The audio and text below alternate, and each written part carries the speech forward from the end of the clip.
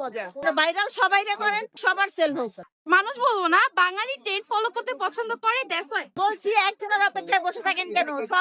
সবাইকে একসাথে ভাইরাল করে দেন। ভাইয়া আসলে ভাইরালের পিছনে সবাই ঘুরে।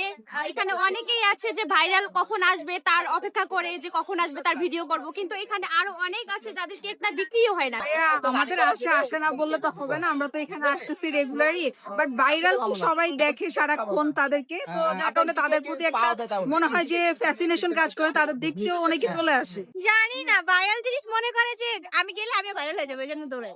মানে বাংলাদেশে একটা ট্রেন্ড আছে যে যেটা ভাইরাল সেটাই আমাদের খেতে হবে, তো এইটাই। এখন আমি বলবো যে আপনারা ভাইরালের পিছনে দৌড়ান ঠিক আছে, কিন্তু আমাদেরটাও এসে দেখেন যে আমাদের অ্যাকচুয়ালি কোয়ালিটি ভালো নাকি না।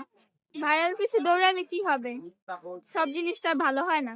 তারা ভাইরাল হয়েছে মূলত আপনাদের মতো ইউটিউবারদের জন্য। আমরা যা করতেছি তারাও সেম। আমরা যেই রকম কেক আনতেছি তারাও কিন্তু সেম। তারা কিন্তু নতুনত্ব কিছু আনছে না। হ্যাঁ, আপনারা ভিডিও করছেন ওইভাবে হয়তোবা ভাইরাল হয়ে গিয়েছে এখন। এই জন্য তাদের কাছে ওই যে হুজুগে বাঙালি বলে, এই জন্য তাদের কাছে মানুষ যাচ্ছে, আমাদের কাছে আসছে না। তো এটা নিয়ে আমার আসলে কিছু বলার নেই। ভাইরালের জায়গায় মানুষ ভাইরাল না, ভাইরাসের দিকে ছুটছে আমার মতে।